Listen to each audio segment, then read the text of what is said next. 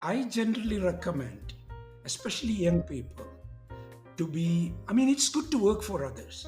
So it's always good, learn from them and things like that. But if you have the framework or mental kind of thought process, want to be independent, to be yourself, you want to be your own kind of, you want to create your destiny, then you should become a business person or entrepreneur, whichever field you're in. Doesn't make any difference. My name is Martin. I am the host of the Immigrant podcast, and welcome to today's show. In today's show, we have an amazing human being who truly I admire so very greatly. Dr. Ananda Mohan, welcome to our show. If I can just jump into it because I think we have so much to talk about today. If I recollect correctly, Steve Jobs once remarked during his 2005 Stanford commencement address, and I quote, he said, "You can't connect the dots looking forward. You can only connect them looking backwards. So you have to trust that the dots will somehow connect in your future." End quote. I say this because today we have become very impatient as a people. We are what most people would consider the microwave generation. We want things now and fail to see life mostly as a marathon. It takes a really long time to get to an end, to a goal. Reflecting on your journey, Mr. Mohan, from studying under the glow of kerosene lamp in India to becoming a pivotal figure in development of the global positioning system GPS for the US Department of Defense and eventually to everybody, including myself on my cell phone, and how do you perceive your dots of your life connecting in hindsight? Where were there moments when the path ahead seemed uncertain for you, yet looking back, you recognize how each experience contributed to a remarkable contribution that you have done thus far and continue to do in humanity? Thank you again. Thank you for the kind words. Yes, I come from fairly kind of a very modest circumstances. We grew up in a very pretty but small village in India, and as you said, no electricity at the time, so we were to study in kerosene lamp, which is unheard of nowadays, but that's how I grew up. And then, of course, my interest has been uh, kind of to study. I was a good student, by the way. A good student in the sense I got scholarships. I mean, it's not, I didn't need to spend money. In fact, I got throughout my education, somebody meaning mostly governments, they paid for because I was a good student. So that's scholarships really paid my way to uh, today until now. I always got scholarships. But now coming back, when I was in India, I was interested in higher education, mostly in science, mathematics, physics, those type of things. I was more interested in universe, studying uh, things which are not common to many people. So I was looking at like particle physics, how the universe was formed, those type of things. So when I finished my engineering, I applied for admission to many universities in the United States. And those days, uh, we, meaning people from India, could not take any money. Even if you have money, you can't take it out. And the maximum you can take it out is $8. Some or other, I don't know why they came up with the $8, but that's the only amount you can take it out of the country with going through unless you go to the Reserve Bank of India and get some special permission. And maybe the well-to-do can do it, but normal people, there is no way. So the only way we could come, the universities have to provide scholarship, and then, I mean, of course, if you look at today's circumstances, it may be very difficult. But this is when I came, it was in 1967, so many years ago, probably before you were born. So when I came, I mean, without because of the scholarship, I came to one of the most prestigious universities in the world, California Institute of Technology, which is in Pasadena, California. So I came there, and then my immigrant life started.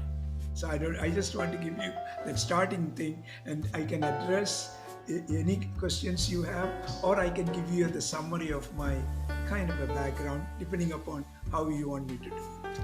Okay, very good. That is enough of a seed for anybody to understand what your humble background looks like. And there, I want us to dig into something in between that humble background.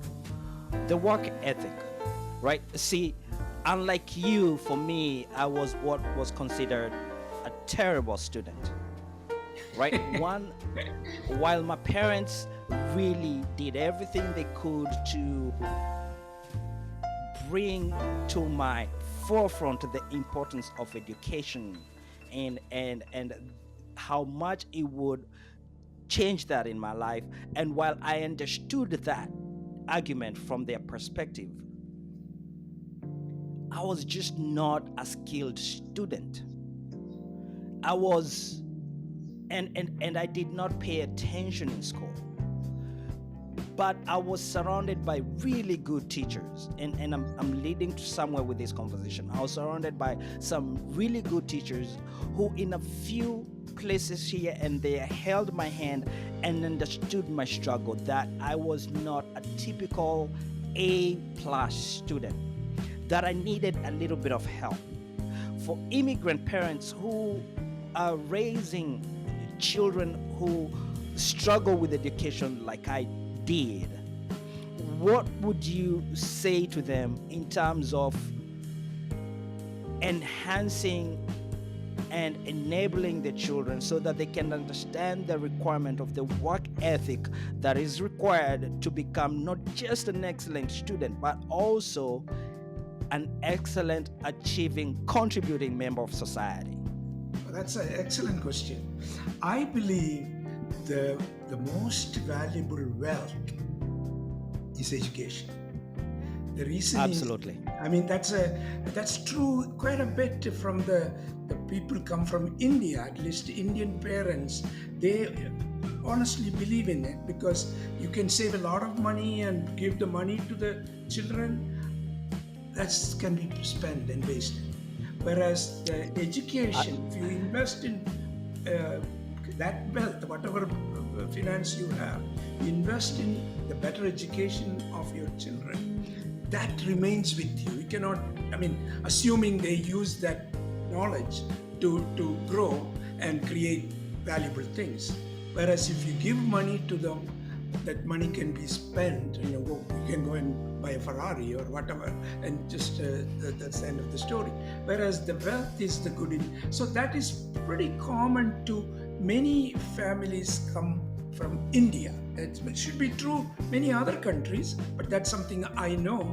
So I would recommend the parents should take some responsibility and should make that investment in getting the children the best education.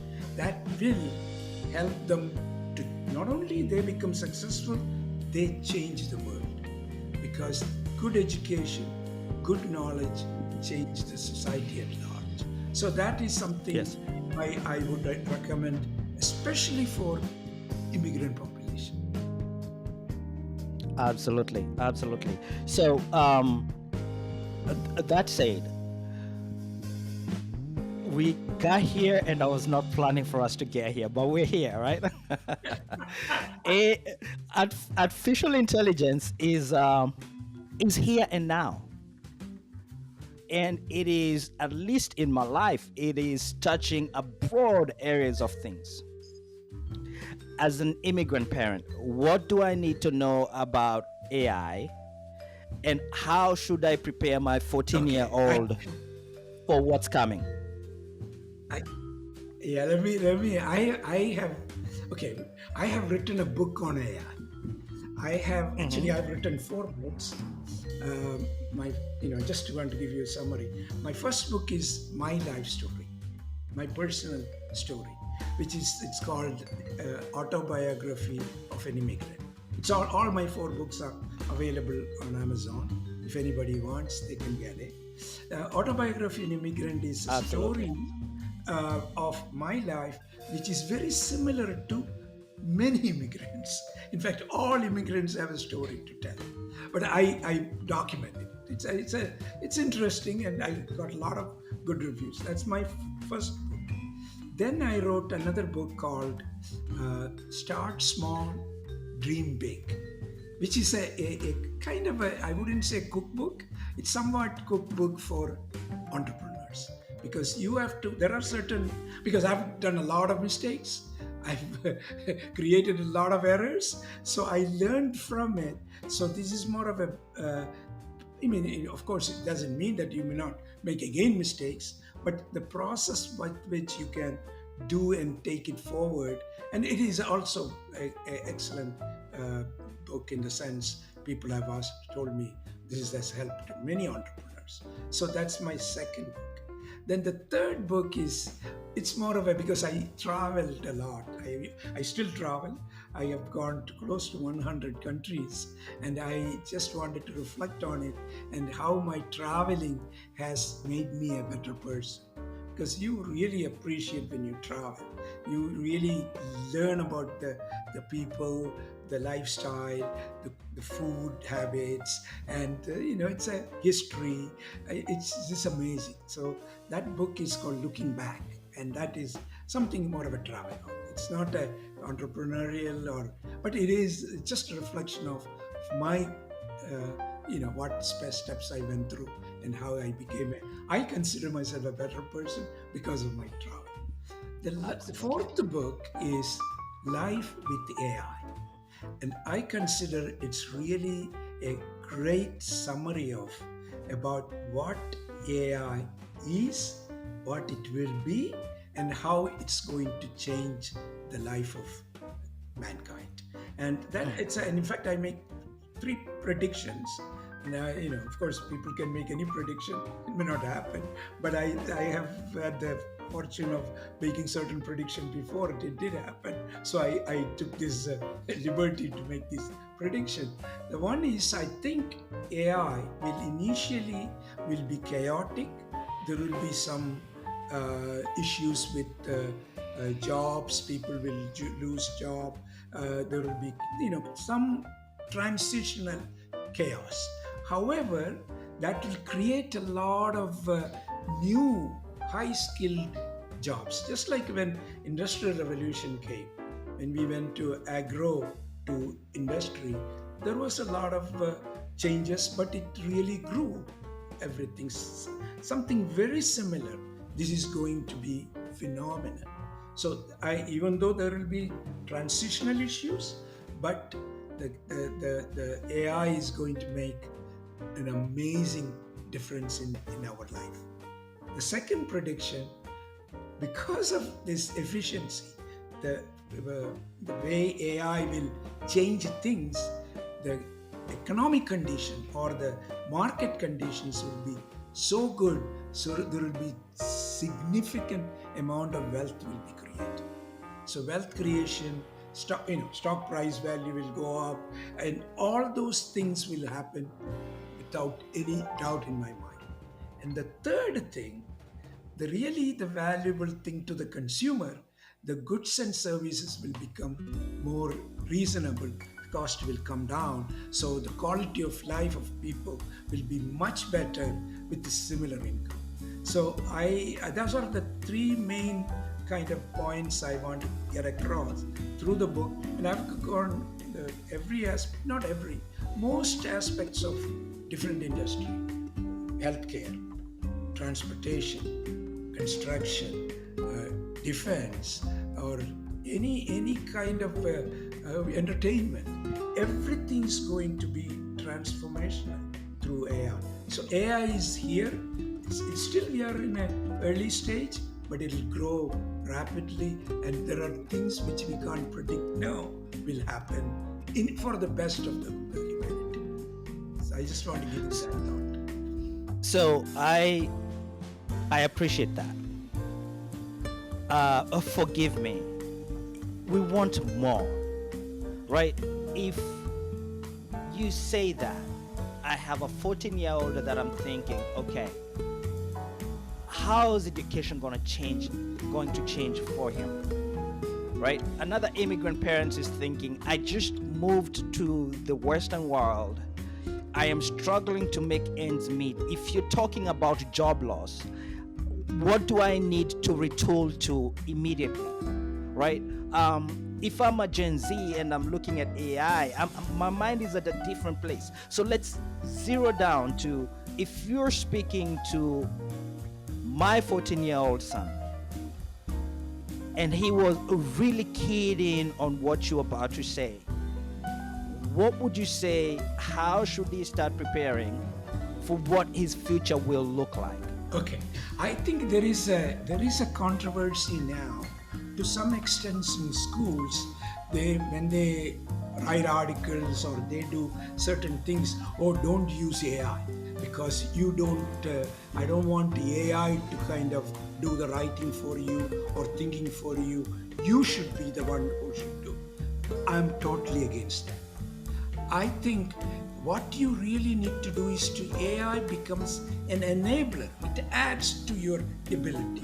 If you know what you are, you have to be the intelligent person. You are one step ahead. A student, a 14-year-old, your son, should be so much engaged with AI so that he becomes this much smarter and how to leverage the AI capabilities. See, it's the same way in olden days, you have to take this very simple thing, mathematics, multiplying, adding, subtraction. You put it on a piece of paper, do all those things, and takes a lot of time. I was one of those students who was not allowed to use a calculator in school.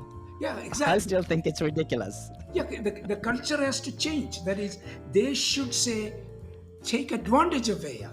You should know how to see. Of course, AI in a smaller level, garbage in, garbage out, so it won't help. But that you have to be the smart enough to have the right prompt or right usage of it, so you get much better. In fact, I wrote. I've written the book, but in addition to that, I write sometimes articles. I created an image. In fact, I took some image and said, if Van Gogh is going to draw this image, how would it would look like? In fact, it's in my LinkedIn, thing. The AI, it's incredible. The day that Van Gogh is gone, he's one of the greatest artists I enjoyed as an example.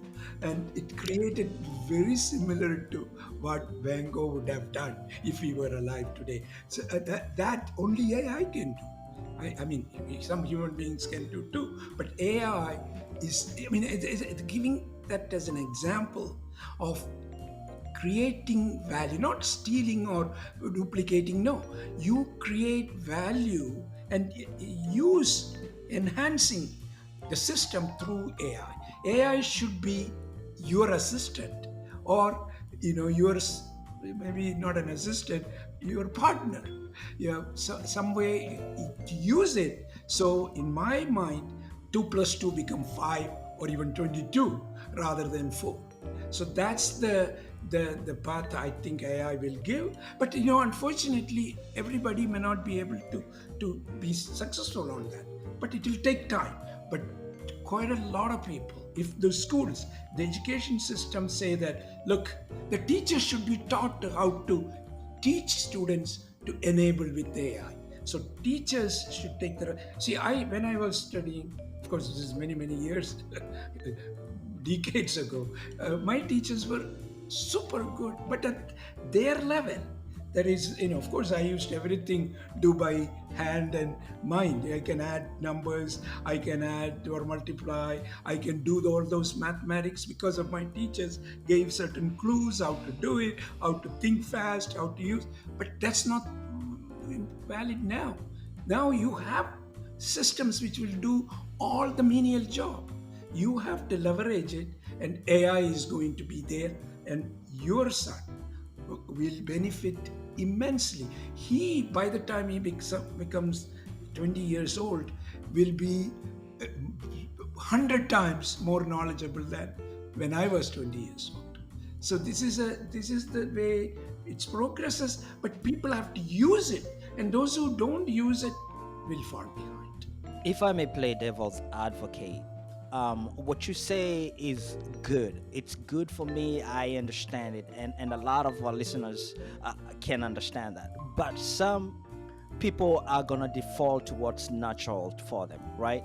They'll say, I went to school, I was taught how to do certain math formulas, I was taught how to write grammar in a specific way, on and on and on. Why is it that we're stealing that away from our children now and allowing modern technology to do that for them? When do they learn that skill? Does that skill become irrelevant? On and on, these questions continue. But what do you say to those parents who are immigrants and are concerned that the learning system is soon going to change and changing very rapidly?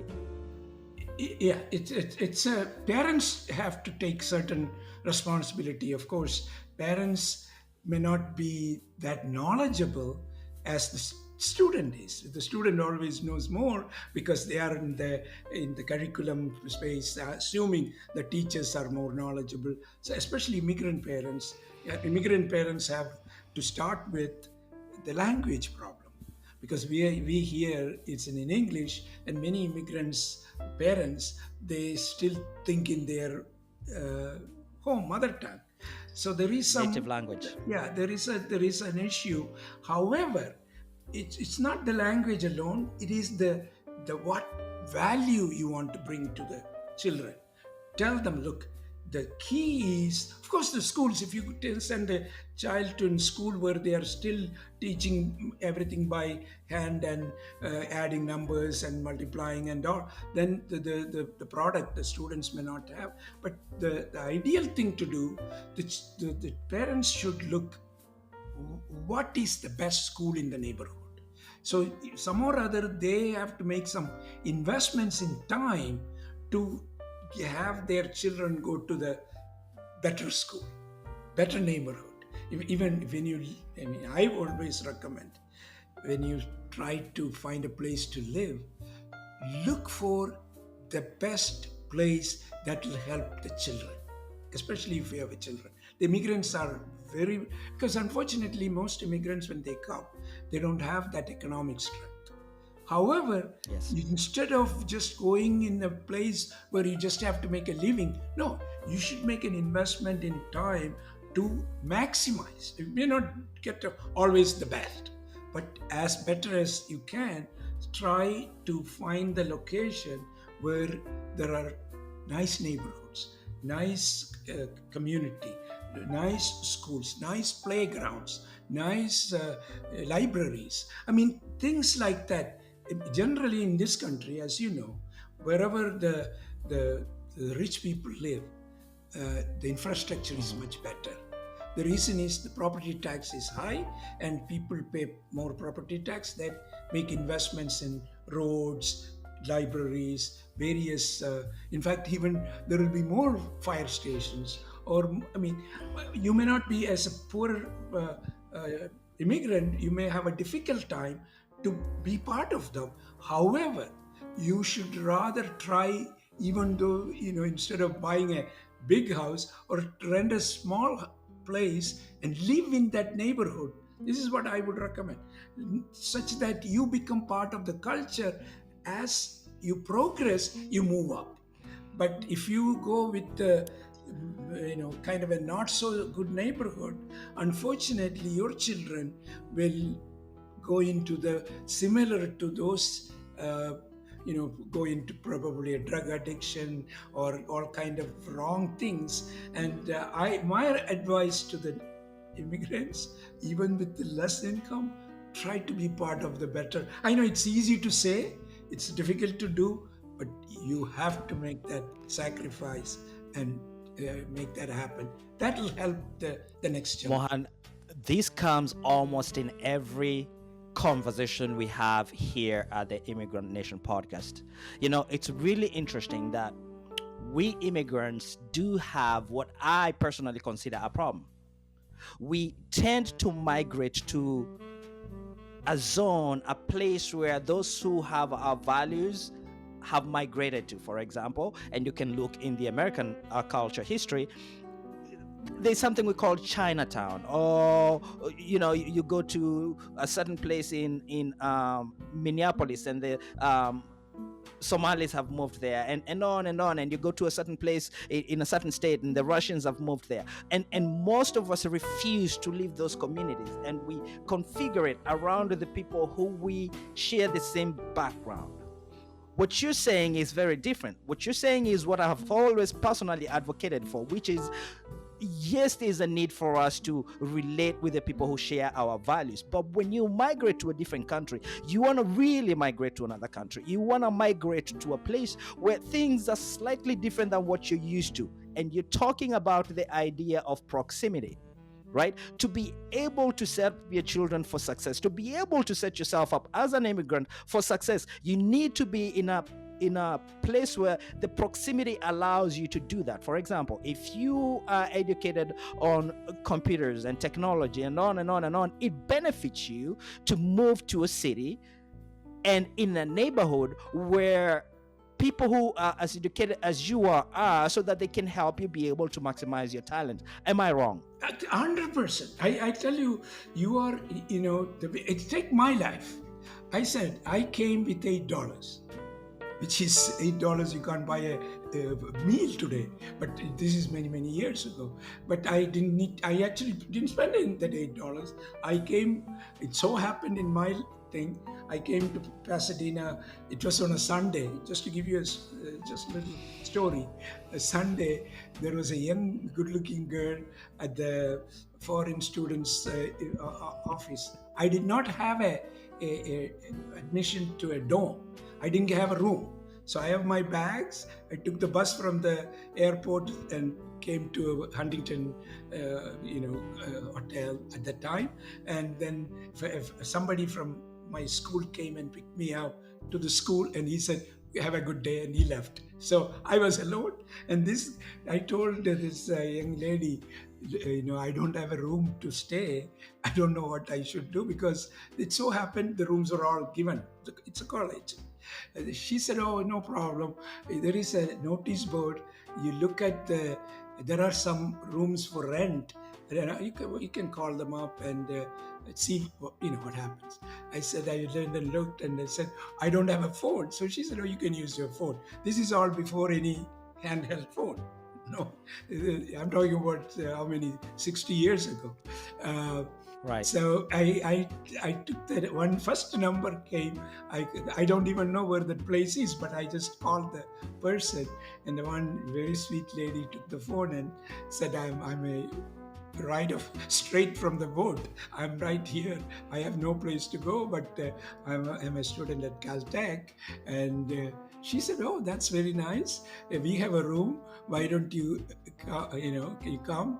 And I don't know how far it is. I mean, then I told her where I am, in school. Then she said, "Oh, no, you can walk it. It's not that far.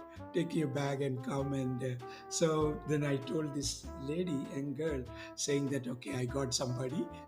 So I went, I walked, she gave me directions. So anyway, I went. It's all brand new. The first day coming to America, I went to that place, and she has a beautiful, nice, small house. And she took me in and there was a nice room. Everything is, well well placed. And I told her, look, I don't have any money, but I do have a scholarship coming, but it will take about a month before they give me my first paycheck.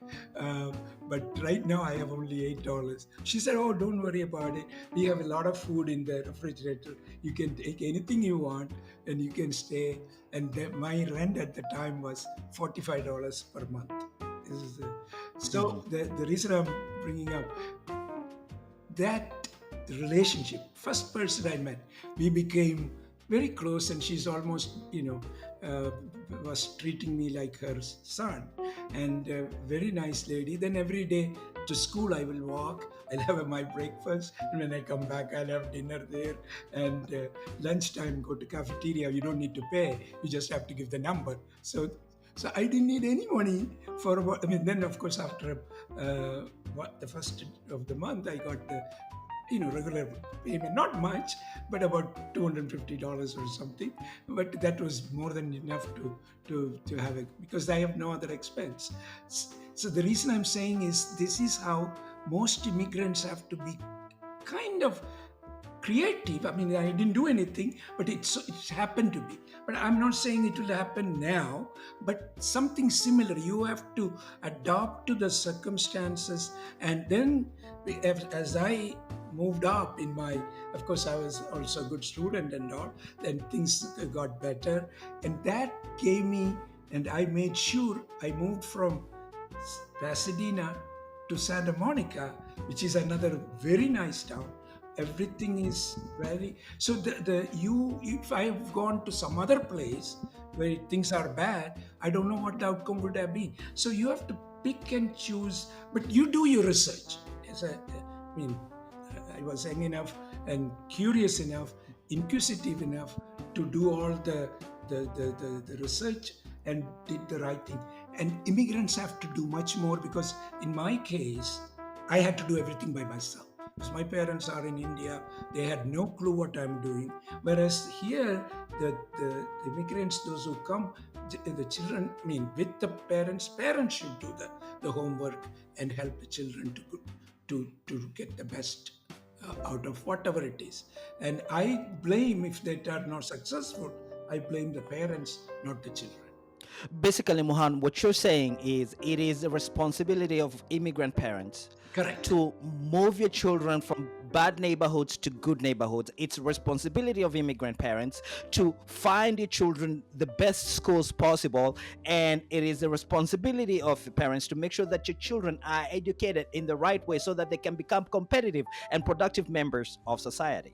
Exactly. For example, take us again. Just my we were okay. I mean, as we and our children, but went both. I have two sons. Both went to the best school in the Los Angeles area. As a matter of fact, that school is number 2 rated in the whole country. It's called Harvard Westlake.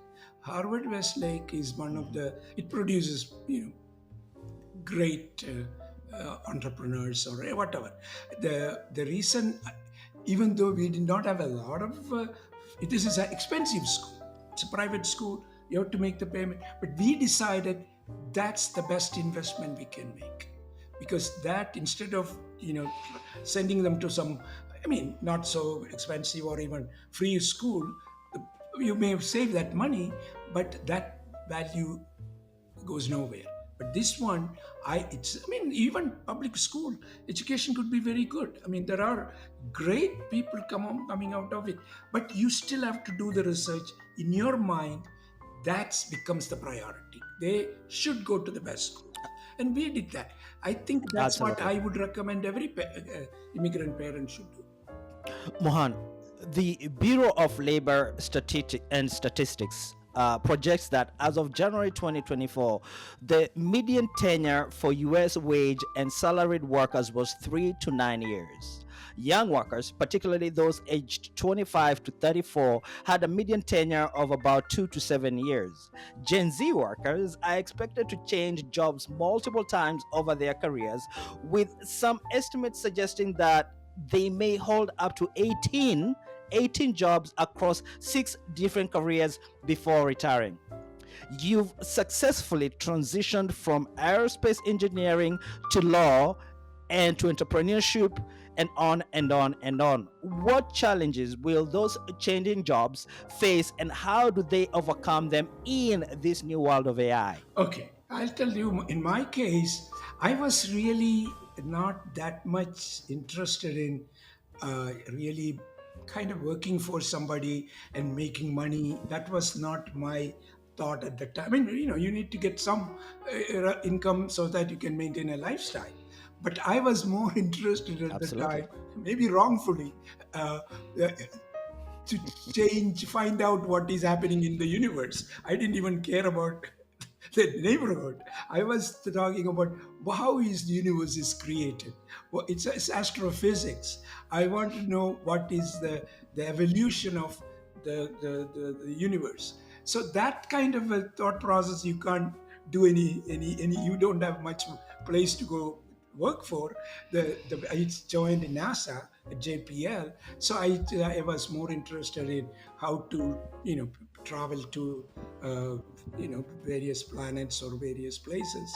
So I it's all circumstances because of my background. In fact, I had the privilege of working with uh, Richard Feynman. He's one of the most famous Nobel Prize winning physicists. He is in the category of Einstein. I mean, Einstein is much bigger, but Feynman is perfect. So that's the type. And also another person I worked with, in fact, almost like a colleague, is Carl Sagan. Carl Sagan is also he's a geophysicist, but he's much. But he has a little bit more entrepreneurial things, and he started all the his the lecture series and things like that. But Carl Sagan is another real thorough scientist. Those are the people I had the privilege of working with. So I learned a lot from them in the sense. But then what happened was I was doing this aerospace work in the sense of primarily going to Mars, Jupiter, things like that, the Voyager mission, all kind of NASA missions. Then suddenly the Department of Defense, they were trying to find people, they recruited me to work for Defense Department through Aerospace Corporation. It's a think tank for the DoD, and they wanted me to work on this new project, weapon system. It happened to be the global positioning system, and I was lucky to be almost the one or two first person, and then be able to do the real architecture for GPS. And I consider that my contribution to mankind more than anything. That's a great service. In fact, I made a prediction in 1981, I believe. I said, some newspaper person interviewed me. I said, you know what? We are going to have GPS in everybody's palm, that they'll be holding in their palm. This is before iPhone. This is before even handheld phone. But I somehow or other knew that is going to be the. And if you look back, everybody has in their phone the GPS. I mean, in fact, I don't know anybody who doesn't have a GPS with them. So that transformational thing, I could play a role. I mean, it's our government thing. They spend a lot of money. In fact, certain times I will propose to them, this is what they should do. They spend not few dollars, $2-3 billion on my one-page report. So but one thing I should say, this is all the government. But the government, they looked at it for their benefit. This is a weapon system. You can go and put a bomb through the chimney. Otherwise, you have to go through all kind of things. Here you can pinpoint, and I mean, it is an amazing system. I don't want to go into that. There are all kind of, so that I became more of a government liaison between the US and the NATO countries. So I used to travel quite a bit, to go to Europe all the time. And my family, my young children, so it is harder. So I decided to quit and went to law school, so that I don't need to travel that much. That's how I became a lawyer. Then, of course, once you're a lawyer, I work with a lot of startup entrepreneurs and all. Then I said to myself, it's good to help others. Maybe you should help yourself. That's how I transitioned into being an entrepreneur. And then, many things happened. Fantastic. So, you said something there that I think is great, and I think we want to dig deep into it a little bit here. The idea of materializing your ideas, right, and manifesting those ideas into the marketplace. We have an issue that I think I may have mentioned in the previous question, which is we live in a microwave society where people don't realize how long it takes to get to our goal, or the discipline that goes with the work to be able to achieve the achievements they want to achieve, or for example what you have been able to do.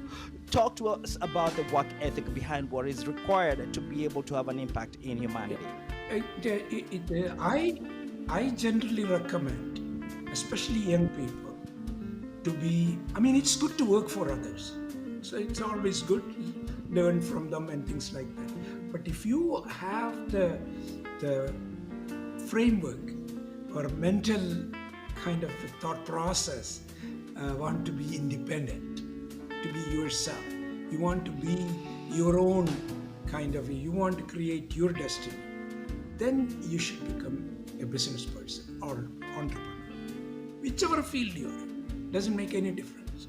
And in order to become an entrepreneur, there's many qualities are required. One, you need to have a confidence in yourself. But who else will have confidence about you than you? You have to think, I can do it. I am capable of doing it. That's if you have the confidence, and then you have to come up with a destination, where you want to go. That you have to do the homework. And it has to be very innovative, creative. Then you can meet that goal and work towards it. That's I always recommend. But there is a problem. When you start without some experience, it's kind of difficult. So I would recommend to work for some time, for a few years, and learn the certain aspects of life. Then you have to jump into and see whether you can make it. If you don't make it in 2-3 years, go back to work for people, somebody else. You will have opportunities to do that.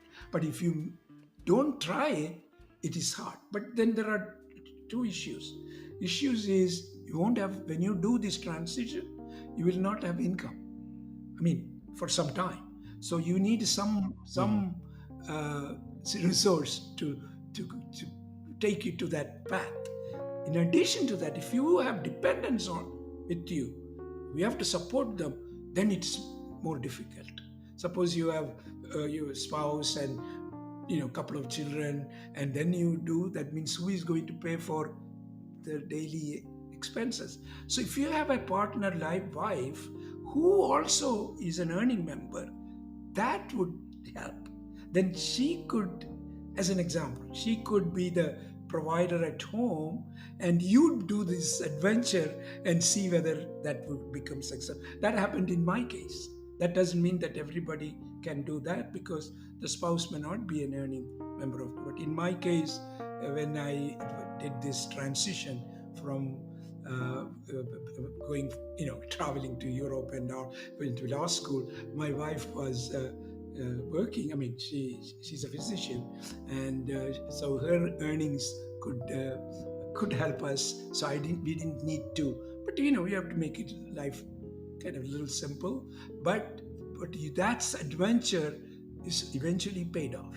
But that is not guaranteed. But you don't need to regret, I didn't try it. So there you have to go through that homework, and I recommend. But many immigrants are because they are here because of hardship. They sought to take the challenge. So they know the difficult part. So these things becomes a little bit minor in my mind. So they have gone through the hardship to start with, so they can continue. But then many immigrants become very successful because of their persistence, focus, confidence. So those are the three elements you need to be successful. I mean, success is not guaranteed, but you can work towards that with those attributes. Mohan, we're still on AI. With your involvement in AI driven telemedicine platforms like Second Opinion Experts, how do you address ethical concerns surrounding AI in healthcare? Yes, AI healthcare is my current project. It's I started that because of course, just my wife being a physician, my son is a physician, my brothers and sisters are a physician. We are all like I am the black sheep. Everybody else in my family is physicians. So we have a lot of physician friends. So when we meet socially, they all talk medicine or some patients problems. So I hear all these things, so I'm kind of used to the that healthcare area. So one of my friends who is no more, he and I met and we talked about, and he asked, you're in technology, why not use technology to help in the medical care, not creating drugs, and those technology does, but the regular day-to-day delivery of healthcare is still very primitive, or has been primitive, and change is happening. So that's when I said maybe we should use technology and primarily AI to how to really go through the providing a best care. See, for example, in healthcare, if you look at the number of patient deaths, the number one is heart disease, number two is cancer, number three is errors. People make mistakes. I mean, not knowingly or intentionally, but that's how it is. The things are not done. So that's a huge number of people get bad reasons. Maybe the physician didn't think about it. I mean, not or he is also under a lot of stress, and the patient is under stress. So that all contributes to medical errors. The AI, I won't say it will eliminate medical error, but it will diminish it significantly. So when we are on the third list, it go to 20 or 30 list, meaning that the errors may be there, but it will avoid, because the machine processing, it does everything, all combinations, permutations possible, and the output that comes out of it is close to perfection. Not perfection yet, but it is evolving. So that is the best way in treating. So we formed this company, started as a Second Opinion, but we now changed the name to DRE Health. DRE stands for DRAI, DR stands for Doctor, Doctor AI Health. So we can provide anybody. Currently, it's available, by the way. Anybody can download DRE Health, or it's called, or Hey, HEY, DRE, DRAI.com or AI. You can get it and you can experiment itself. It's an amazing, not because of mine, it's an incredible system which will help you to manage your health in many areas. There are three phases of healthcare for an average person: wellness, preventive, acute. That means somebody who is healthy, want to continue to be healthy, so you can get some advice from them to eat good food, do exercise, do all kind of things. That's a wellness aspect. The second is preventive. Suppose you have diabetes, or you have a high blood pressure, or you have some other. So how do you prevent it becoming worse? By making sure you take care of it on a regular basis, and everything is, so you don't need any third-party physician advice. You can do that. Third, when something goes wrong, like your child gets sick, So it will tell you what to do. Of course, it won't prescribe medicine, but at least it will know, okay, this may be the one, it needs some antibiotic, as an example, or something else. Then you consult the physician and get that. But at least you know that there is no reason to wait to get to see a physician. You will have so that capability is currently available, and it's available to everybody, anybody. But we have a certain monetization policy and all. We know how to do it. I don't want to get into it, but what we are currently I'm doing, it looks like I'm taking this company public, hopefully within the next 12 months. So that it is growing rapidly and things are looking amazingly beautiful. Excellent, excellent. I wanted us to go there, Mohan, because you have more than 14 patents. You also have taken your companies from ideation, from your garage, to IPOs. You've done about 4 or so companies.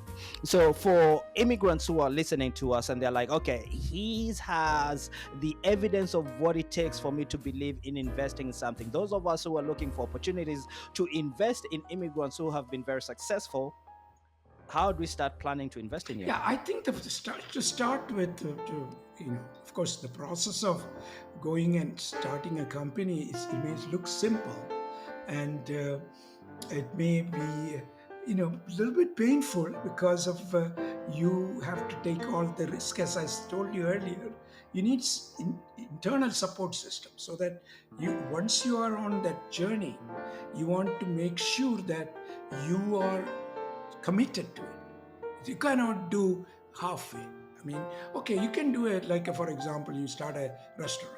So, something you can start, it's not a real growth unless the restaurant you do, like Jack in the Box or McDonald's, you want to really grow, that you can do.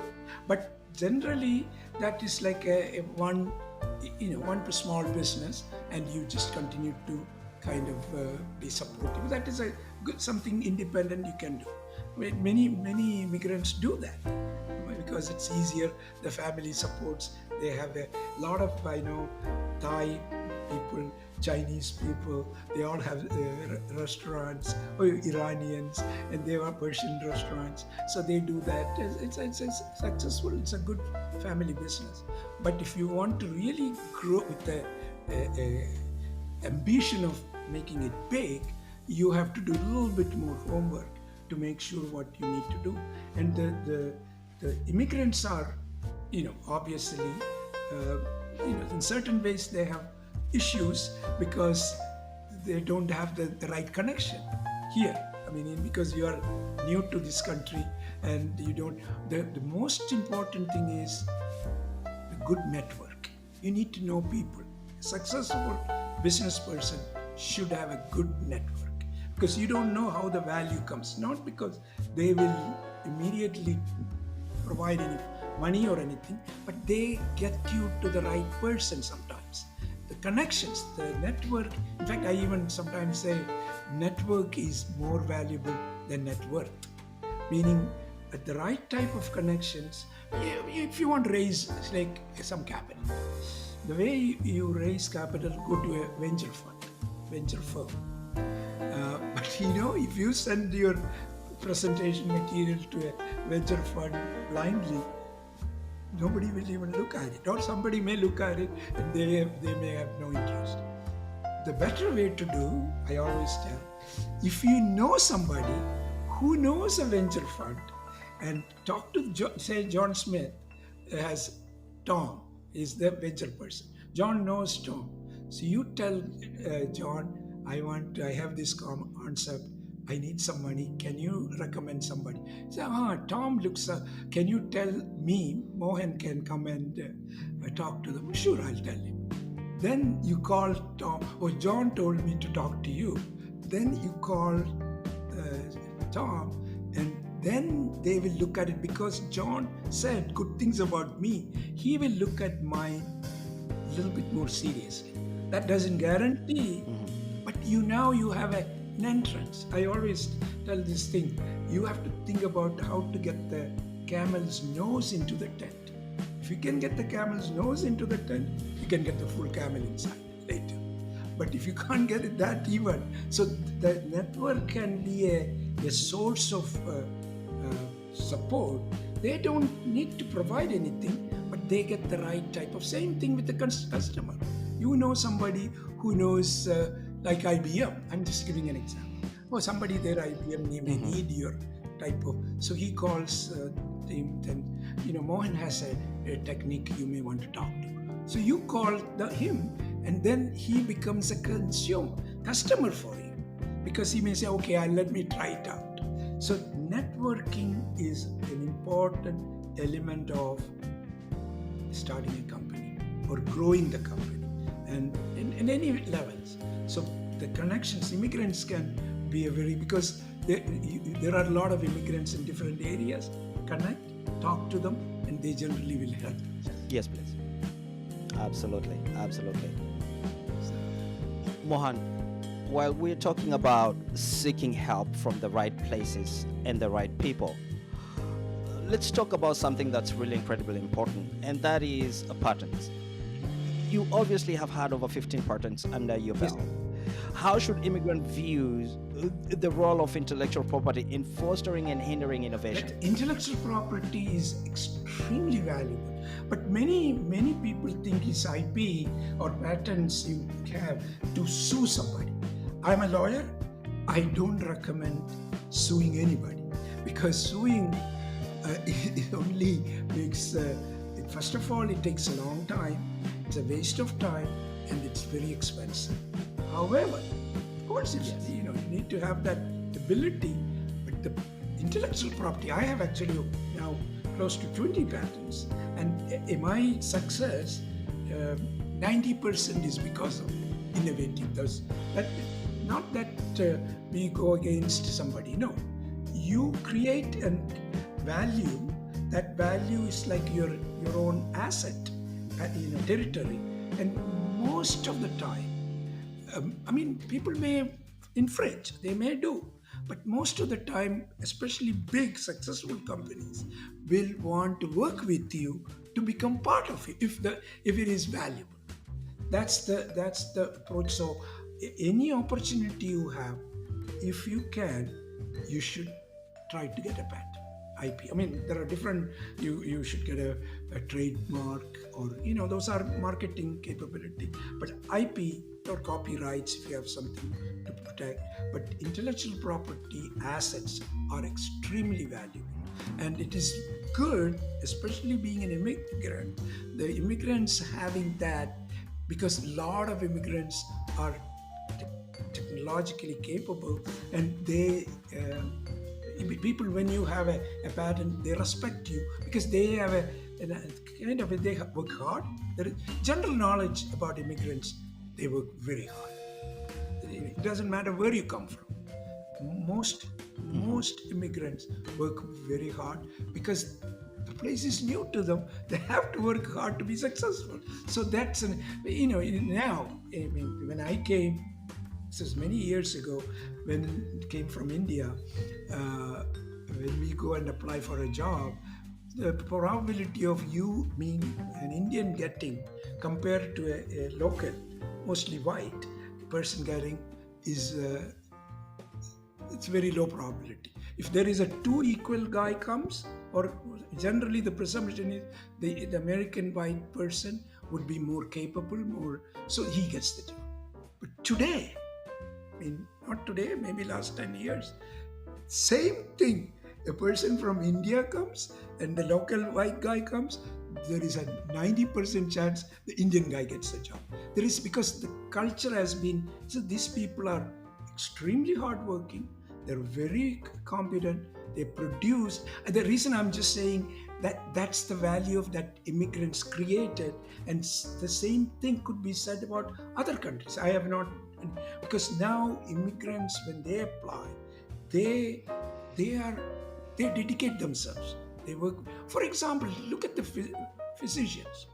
There are almost 15, 20 or 25% of all physicians in America are of Indian origin. And the Indian origin physicians have a general I mean, not all of them are like that, but general assumption, they are very good at bedside manners. They are caring, they are receptive, they talk to, they're, that's the general presumption. So a lot of people will go to a Indian origin physician because they think they will take care of me better. So that kind of a name creation by immigrants is extremely good. If you any field, I mean, the only reason I'm talking about India because I'm used to it. It's my background. But this is true among many other cultures. So immigrants have these assets. They should leverage it as much as possible.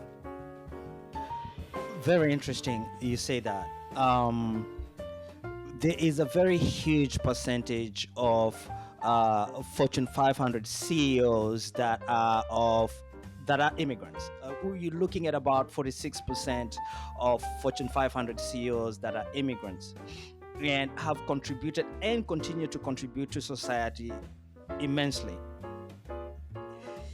That shows that the workplace in America and mostly in most Western cultures has really changed and has embraced immigrants because they realize the value that we bring to society. That being said, what is the role of those immigrants, if I may be specific, that have succeeded tremendously well, you included, in society at the moment? Yeah, I mean, the reason they have reached, see, 20 years ago, 30 years ago, there was not that many. The reason being, there was not really that possibility of knowing about their abilities. See, people are getting those high-powered jobs not out of friendship or it's pure merit. This is something which we should, in the private industry in America, the capability, talent, merit is the number one. So if you have, it's highly competitive. They are competing each other. However, there are so many opportunities there. If you are good at it, you will be successful because the merit is rewarded. So the idea is the migrants, especially, they work hard. They're very good in school. They also are willing to take risks because they're used to. I mean, of course, the first generation, the people they migrated directly, is a little different from the children of the first generation because the children are a little bit pampered. They have a little spoiled compared to the one because they get all the things done. I mean, but they still see the values at home. Yes. The children of the first. Now you take the CEOs or the top 500 CEOs, some of the so-called immigrant CEOs. Many are first generation. They just came from outside. But some of them are children of the first generation. But the children of first generation may not be that aggressive in the sense they have insurance, they have everything. Whereas the people migrated directly, they have no insurance. Everything is far away.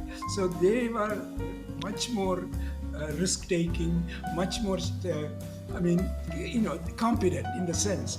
But you can create that climate for your young children. They can become successful. They can become very and also slowly but steadily, they can even outdo the local people in the sense because there is a presumption now these guys do much better job. But every company, when they hire people, what are they looking for? Who will be the best fit? Who will do the most? Whether you're hiring a CEO or a CFO or executive vice president for marketing or whatever you hire, they're looking, the board or the people, those who are hiring, they're looking for who will bring best value. As long as you know that we are committed to create the best value, your opportunities are high. So immigrants have now, lot of possibilities. They just have to go and take it. Go and take it. Mohan, if our listeners were listening to you and they wanted to get a hold of you, where can they get you on Sure. online? In fact, I'm on LinkedIn. I have 23,000 or 24,000 contacts. So I mean, I don't have that many, but fairly popular. They can certainly look at me in LinkedIn, and I can share my email address with you. You know that could be made. They can contact me through email. I don't want Which to they give can my find on phone your number website too, right? because phone number I get so many calls I can't take. But email, at least when I see it, I can filter it and look at it, and I do respond to most of the people. Yes, I'm reachable. Let's put it that way. Very very easily. Mohan, the easiest, if I may just plug you in, your website is a great place for those who are fan of your work and your achievement, where they can connect with you. Yeah, my Absolutely. website So is if I can, actually I have Mohan underscore dash Ananda.com is available, and it people can even contact through that. I mean yeah, it is. I'm pretty easily accessible.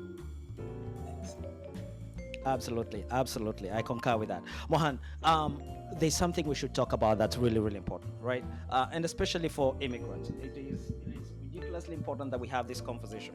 And the conversation we need to have is the power of not just having a great network, but also a great mentors around you, right?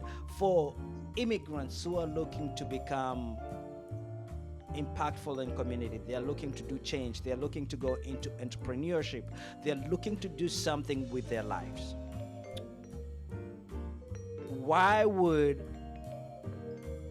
mentorship be important into the field they are going into, and why is it Yeah, I relevant? think it's important to find the right type of people who you value, and you should take advantage of their experience or their journey, their life issues. Those are all just like you read a book. When you read a book, you learn something from it. Similar, but if you can have that kind of a mentor, then if there is some like I actually play that role quite a bit. I'm on the board of a few companies, and because I support. At the same time, people call me for suggestions, what to do or what not to do. So, I mean, I get a lot of pitch deck, and I review the deck and make certain changes or suggest certain things. So, I mean, it's good to have mentors that would help you to think. You still have to make your own decisions, but their advice, which because of the experience they have gone through, so that's a fantastic thing to do.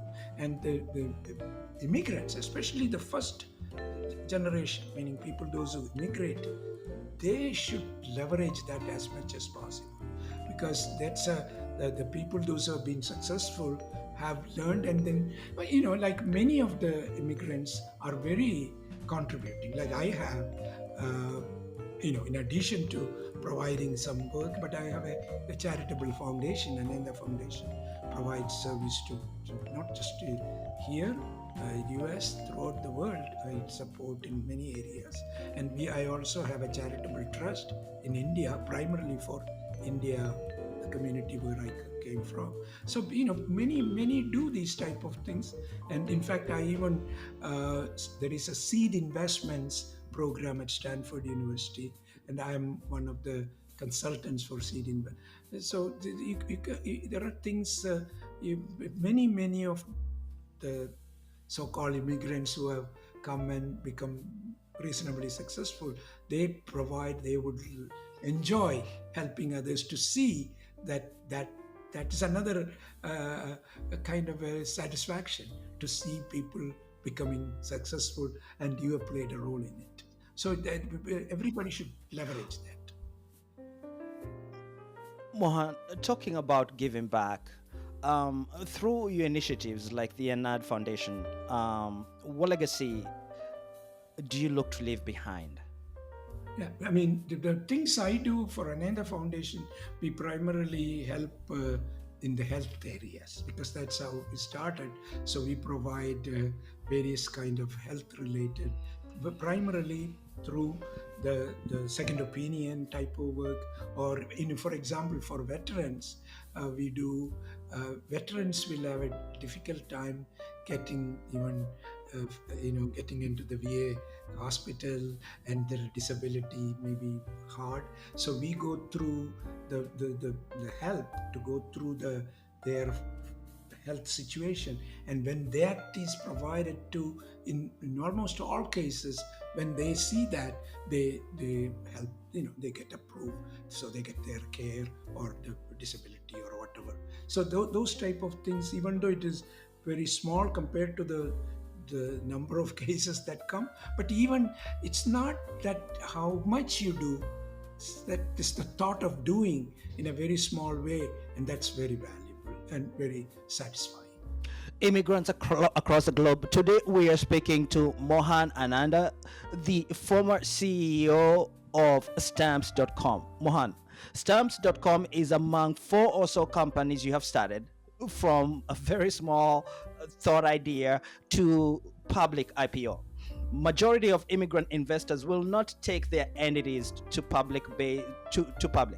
Based on your vast knowledge of JVs and M&As, how can immigrant entrepreneurs at a smaller scale multiply and increase their wealth rapidly? You see, with the way I did it, I just think, I mean, many of the immigrants, unfortunately, they want to get. Once you build something, you want to sell it and get something back. So, but if you do that way, that's perfectly fine. That's all. However, if you have the big picture in mind, thinking that, for example, it takes stamps.com, we started and I took the company public. Then I did not leave. When you could take a company public, it is like a liquidity event. Means people can, in fact, the one advantage I have done through my career, I have created over 1,000 millionaires. So it's a sharing. So I can proudly say that because of me, I mean, many people might have done, but because of me, there are many millionaires in America and India and other countries. The reason being, so many of them, some of the really young people have retired. They just travel and go through. But that's up to them. I mean, that is interesting. The reason I'm saying is that is a value you cannot measure, really. So taking company public is the ideal thing to do, but it's difficult. It's not that easy. So it's a tough journey. However, if you are persistent and there is an opportunity, you can do it. It's not that big a deal because I've done it. So if I can do it, anybody can do it. So it can be done, but you have to be very patient. You have to be thorough, and you have to meet all the reason. Another reason I tell the value of being a public company versus a private company. The private company, when you sell, the general value, market value of a private company is based on, or both companies, on EBITDA. EBITDA is the earnings before income tax and amortization and depreciation. The multiplier will be sometimes 3 to 4 times, sometimes 5 times, but generally it's a small multiplier.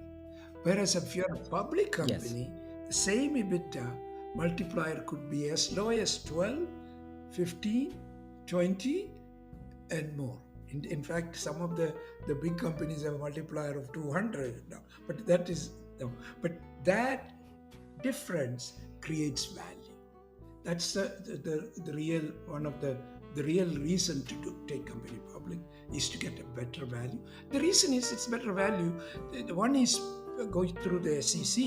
So all the disclosures are correct, all the accountings are correct. So people value because everything is properly done. Whereas a private company, you don't need to do. It's more whatever the buyer is willing to pay, and it's very seldom sold as a percentage. Mostly they acquire. That's how the. Whereas if you're a public company, you don't need to sell. It's there. Depending upon, and there is a liquidity even, meaning you can sell part of the shares, whatever you want to do. So that's why I think somebody should look into that opportunity. That doesn't come for everybody, but that's the path I would recommend. In fact, if you really think through and do it, you can reach it. It can be done. It's not impossible. So it's another reason. Of course, then when even the public company can be sold to private equity. That's what I did for stamps.com. Stamps.com became a public company, but then later on, I kind of felt it's time to make it private, meaning then you get the full cash. The whole thing is sold to a private equity, and private equity pays completely. There is no ownership interest at all. They just that's a path. I give lectures on an M&A. Mergers and acquisition is my favorite subject because I've done so many of them. So I gave lecture at Oxford. I gave lecture at NYU business schools, and I created all kind of interest among those students. So M&A is a good thing. And another area I tell business people to leverage debt. So people think, oh, I don't want any debt. No, you should always leverage them. It's always beneficial. So those are some of the things in my book, so people can review it and kind of go through.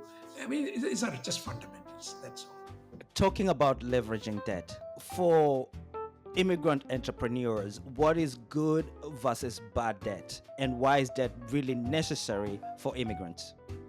Okay, immigrants, everybody, the same immigrants in particular, because you don't have a lot of money. Whereas if you're in a local and you may have, then there is, you may not need debt. But here the debts are good. In the sense, the way I would do, of course, for general expenses, you may not get to be seen. Financial institutions are not good at giving debt. They want to they only give debt those who have a lot of money. Those who don't have money, they don't want it. But you could do, there are a few other things you could do. But many, especially a starting person, when you have a business, even though you may get debt, you have to give a personal guarantee. Means whatever assets you have, you are basically putting it to them. If something goes wrong, they can go and take it. So that risk is there, but it may not be a bad one. But then there are two other type of debts without risk. If you, for example, if you already started a business and you will start getting what is known as, people will take the thing and the account receivables, means you have already done the job, but they take 90 days, sometimes 4 months or 6 months to make the payment. But you have account receivable, but no payment. So account receivable debt, that could be secured, go to the financial, see, I have $100,000 account receivable, but I need money now. So they will charge you an interest, but now you have a cash flow. That you don't need to give any personal guarantee. The account receivable is the guarantee for the debt. That is something many companies do. In fact, all companies do, most of them, because the cash flow is very important. Another form of debt is called purchase order debt. Purchase order means you haven't done the job. So somebody gives, like IBM gives you an order for making 100 some things. But there's an order, 100, so $1,000, so you have $100,000 order. But you need money to make those, to give it to them. So you go to the bank and say, I have this IBM. Okay, depending upon who like IBM, or is it Apple, or Microsoft, or those type of companies, any big companies give you a purchase order. The banks are very happy because they will always. So use that as a collateral, and they will give you the money on that purchase order, which you can use it to produce and you know give that, and then they will make the payment. But the payment will go straight to the financial. So three types of regular debt, uh, account receivable debt, and purchase order debt.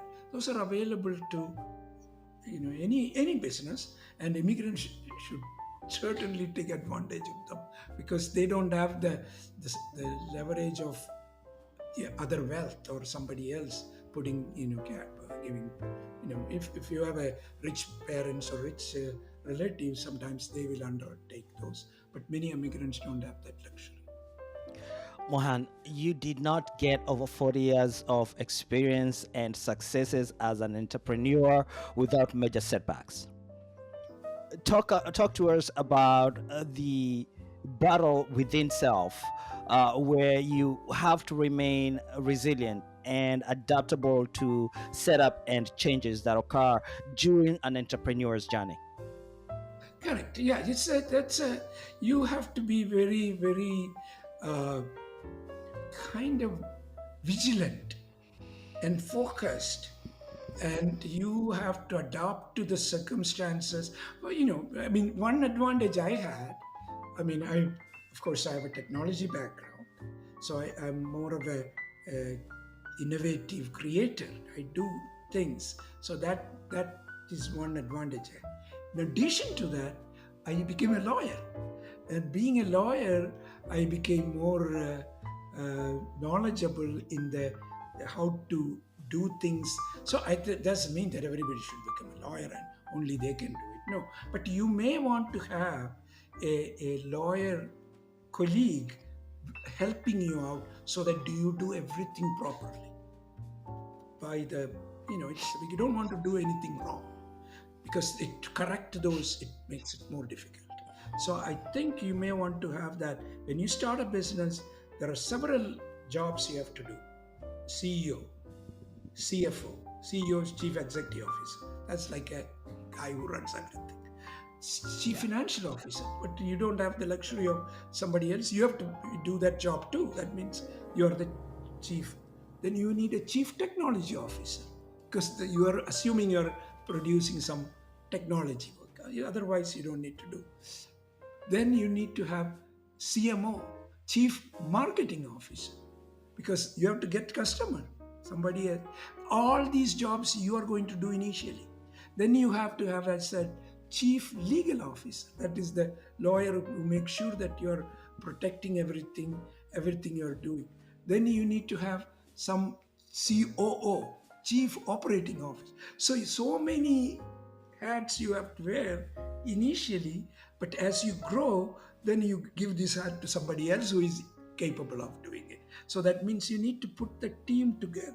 There are several, and now you need to have Chief AI Officer because the AI becomes extremely important. So there is that step has to take and make it happen, and how the success is built. Mohan, You make the success. absolutely, you have built several companies and you have worked in other organizations. Over time, you have built a skill that I value quite a bit, right? And that is the ability to be able to choose leaders and to develop leaders. For entrepreneur immigrants who are coming into the marketplace, have been in the marketplace, one of the areas where we struggle mostly is really identifying good leaders and actually keeping them. What are some of the commonalities you have identified over time of how to choose good leaders and retain them? Correct. That's an excellent question.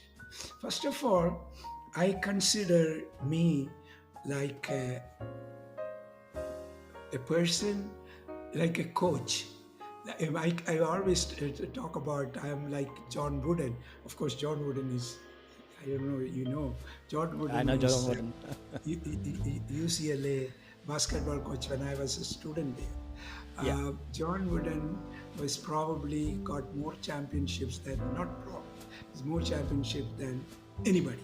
And he's such a, first of all, he's a great gentleman. And Yes. the success of his, that's some I follow. The way I do, you have to get the right players. Because John wouldn't be putting any single basket. He has to have the right players who scores the maximum to get the championship. That's otherwise you don't win. Yes. That's what you should do as an entrepreneur. Entrepreneur has to bring in the right people, right team with the same mentality, meaning your goals and their goals should be same. Same meaning similar, but they bring different talent. Somebody who brings marketing capability, somebody brings financial capability, somebody brings innovative technology. Those are all different capabilities, but with the same goal. Meaning, first of all, one key attribute I look for: honesty and integrity. You want to be the right type of people. You don't want any bad elements in the picture. So any one bad element can kill the company. So you want to have the right people together with the right kind of aptitude. That's extremely important. And more than that, the key attributes to retention. You have to be generous. They should feel like they are the owners of the company. And in my case, that's why I said I made over 1,000 millionaires. It's because of the success. It goes to everybody. Not you take all the success and everybody works for you. It's not going to go anywhere. Mohan, So that's really important. I'm sorry, I have to step in here, right? Yes. You made over 1,000 millionaires because the 1,000 plus millionaires bought into your mission. They bought into the purpose of whatever it is you are working on. And that's really where I am at. When entrepreneurial immigrants are waking up on a daily basis, they are working long hours, they are looking to become successful. Why is it important that we do not hoard the results of our hard work to ourselves, but we actually share with those who help us be able to become successful? Because the success is not by one person. The success is because of the team. Everybody working together is the reason of the success.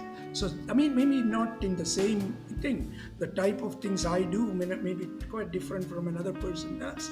But that integration together, that's how the success happens. So everybody should be rewarded for that success. So you can't measure when you become larger and larger company, how much is each person is doing. It's very, very, it's not directly comparable. But each individual has, they are contributing. And in addition to that, people contribute more if they recognize they are part owners. Part is it could be a very small part or a big part, depending upon what you do. But the ownership, more than ownership, that's one thing. Second thing, you should give them the freedom to innovate. You can't control them. Oh, this is the way you should do things. No. You tell them what to be done, they come up with the answers, how to do it, or how better they can do it. So you have to give a lot of freedom to innovate, freedom to think. Those are attributes without which you cannot be successful. Talking about what it takes to become successful, in the next few years, there will be amazing technologies that are emerging, that are exciting to even talk about now. Where do you see the next big breakthrough occurring? One is, of course, AI. AI is and now the other one is the computing capability is going to change. The quantum computing is happening, meaning, of course, it needs a lot of energy. The energy is it's like a requirement. That is the next one shot. But the quantum computing would take over. Artificial intelligence in quantum computing are kind of synonymous in the sense it can join hands, quantum computing will speed up. Instead of processing a billion things one in a time, it will be 100 billion. So there will be a revolutionary change that will happen in the next, in my opinion, the next 5 to 10 years. And the autonomous, everything going to be autonomous. So I mean, if you want to use, but that's also AI held autonomous type of stuff. And even today, many of the industries are quite autonomous, but still they have to have somebody monitoring it. But more autonomous will happen. Like the whole transportation will be totally autonomous. Yeah. It's already capable, but it's not in place yet. But that's going to be in the next, I would say, in 5 years, it would be pretty common. Very interesting. Very interesting what the world is going to look like in the future. I'm very excited. Yeah. Uh, so, if I am a young tech, educated, knowledgeable, curious about AI, and curious about what life is going to look in the future, there's obviously a lot of opportunities on AI, but there's also a lot of opportunities on things that, while we're still working on them, have not been able to solve. For example, quantum computing has not been solved, and energy has not been solved. We need a lot of energy to run AI machines. We need a lot of energy for quantum computing. If I was a young tech engineer, what kind of conversation would you direct me to? Okay, I think the thing to do, of course, you start working with well-established uh, big companies, because they are matured, so they know what is going on, and they maybe, if possible, if you can work in their new developments area, something their advanced systems area. That would be that, but you may not have that choice, because when you go there, they put you wherever they want. But if you can get into that, would be a ideal thing. Once you have that some under the belt for 1 or 2, 3 years, I would recommend to work with, if you don't start yourself, work with a young entrepreneur company in that space. As whatever the experience you have, that would be the ideal thing to grow. Then you can contribute more, and the payback and the benefits would be significant. I mean, that's the way I would start. Then if you really are aggressive, then you start your own entrepreneurship. So those are the 3 steps I would give for a young uh, college graduate or whoever ready to go into the business world. But I mean, very few can start right from college. There are people who have done it and successful, but I would take a little more. Most people should go through these few steps before you start yourself.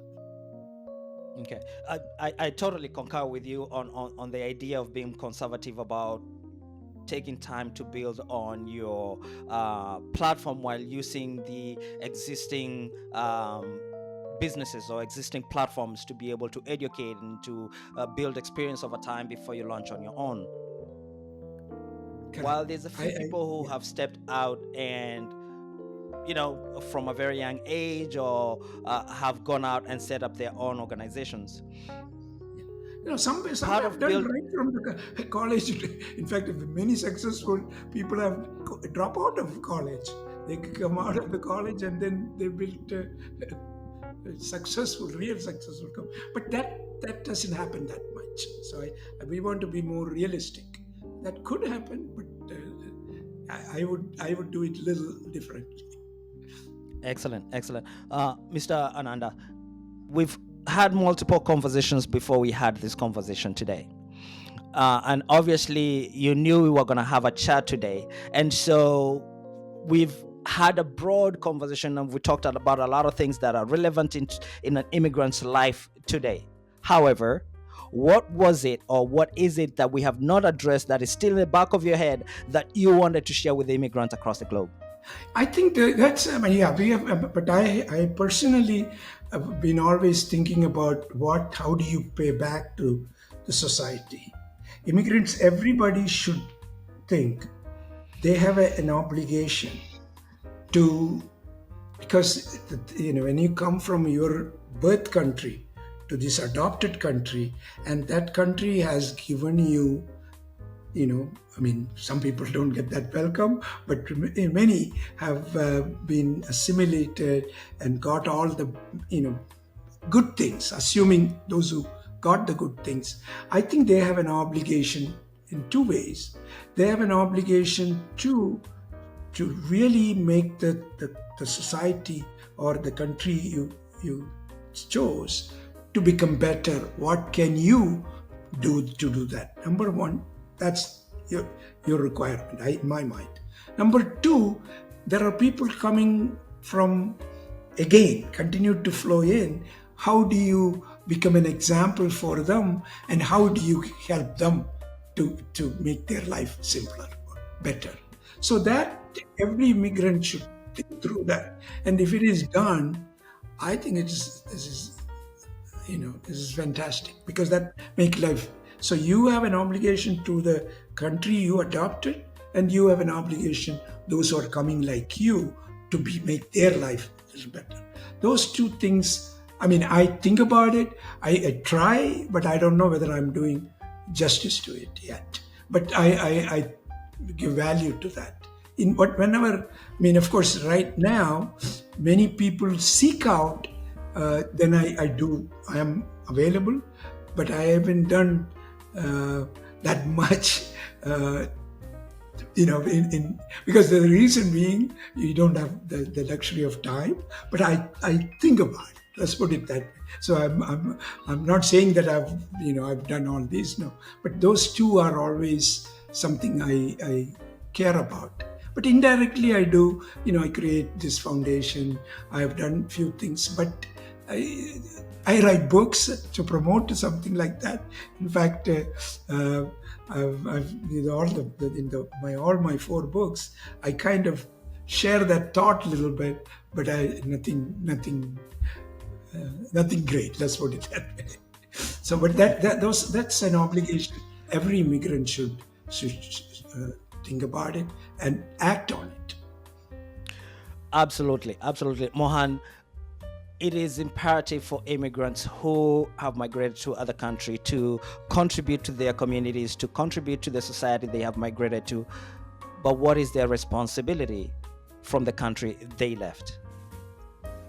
Correct. Yes. Yes. Very, very much. One should do, and I mean, there are people doing things or trying to do in a social way. Mohan, but, I asked that I asked what's the responsibility of immigrants to the mother countries they come from for a good reason. I asked that because when you come from another country, there is somebody somewhere that played a key role in helping get to where you are, and even sometimes in migrating to this new country, right? There's a child somewhere, there's somebody back home that is looking forward to the successful Mohan and the successful Martin, and on and on and on, to look back to them and share their wealth of knowledge, share their wealth materially, on and on and on. So my question is, once you migrate to another country, you're participating in helping that country grow, you're giving back in that society. Do we have responsibility to give back from where we came from? Yeah, exactly. No, there is, I mean, my whole thought process is, there are several people have helped me personally, but without which I could not have accomplished what I am today. I don't think, not only I don't think, I couldn't pay back to them. They're gone, or they don't read. But so the only my responsibility is to pay back to somebody else, something future, some other, like both in America and India. Those are the two, because I came from India. Of course, I'm in America, so I try to do to some extent. In India, I try, same thing. I have a charity organization in India, which I try to do. In fact, I have now I write a lot of articles in a magazine I created, not a magazine, it's a website magazine created called Navabharat. Navabharat stands for New India. You can go and look at it, navabharat.in. And I have written a number of articles. And the idea is to promote how India could be a better place. That's the goal. I mean, India is growing in its own way, but because of my experiences in various areas, if it helps some people, like whenever I go travel to India, I give lectures at universities, and they have what is called startup missions all over India, and so I give talks at that. So there are certain things I try to do, and I have a lot of so-called mentoring people there. So I mean that you continue to do, but I'm not sure I've done enough. I mean, that's in my mind, but that's an obligations I have. And similarly, I do here. Like I told you, I give lectures at UCLA. I give it to various universities like NYU, and working with Stanford and things like that. So you're indirectly making others to become better. But of course, when we do this in US, it's not really the immigrants, it's everybody, mostly the local. But when I do in India, a lot of people actually from India have come to America because of me. I mean, not because I didn't do anything, but they are inspired. Okay, this is okay, I want to follow. So they will ask me what to do, how to do. So I give some suggestions, and then they, take it. So that role, every immigrant should do, in my opinion, because there is tremendous, and those who seek advice, you should be available, and also give. It's not the monetary help. Monetary help is good, but that's not the real. The how to go, where to go, whom to meet. Those are much more valuable. Absolutely. Thank you, Mohan. Thank you so much for making the time to the immigrant community and the immigrant nation. We really do appreciate you coming to speak with us today. The author of the autobiography of an immigrant has been so kind to us and has spent the last 2 hours speaking to us about how to not just create wealth, but how to create a fulfilling life. Mohan, Ananda, thank you and welcome again to the Immigrant Nation. We look forward to our next conversation. Before we sign off, I have a question for you, sir. We have started a new tradition here where we ask our guests to ask our next guest a question that they would like for them to explore on AI. What would that question be for you? Oh, that's interesting. I haven't thought about it, but I can, whoever you talk to in the AI thing, there is one issue which many people worry about, how AI could be negative to the society. I don't believe in the negative. The negative could be corrected, but maybe to ask, there is this concern that AI become the dominant and take over humans. I don't believe it's more of theoretical stuff, but maybe you can pursue that path. What are the negative aspects of AI, and maybe is there a way you can avoid it, or is there a problem if you don't plan for it? That could be a good question to ask, because there is this perception of something kind of could be bad. I personally don't believe in it, but I just want you to think about it. Thank you. Thank you. Ladies and gentlemen, we have been speaking with Mohan Ananda. You can reach him at Mohan at www.mohan-ananda.com, and you can find all his books on his website or on Amazon. Mohan, where else can our listeners find you? Thank you very much. You've been extremely kind. I enjoyed the conversation, and I'm looking forward to having subsequent conversations. Thanks again. All right. Thank you so very much, Mohan. I am looking forward to a trip to Malibu. When I do, we will have a great time. Thank you, and welcome again to the Immigrant Nation. Yeah, we can meet in person, and today has been a incredible day, nice day today. Thank you. Thanks Thank you again. so very much. Continue to enjoy it, and sir, continue to change the world. Yeah. Uh huh. Thank you. Talk to you soon. Bye bye.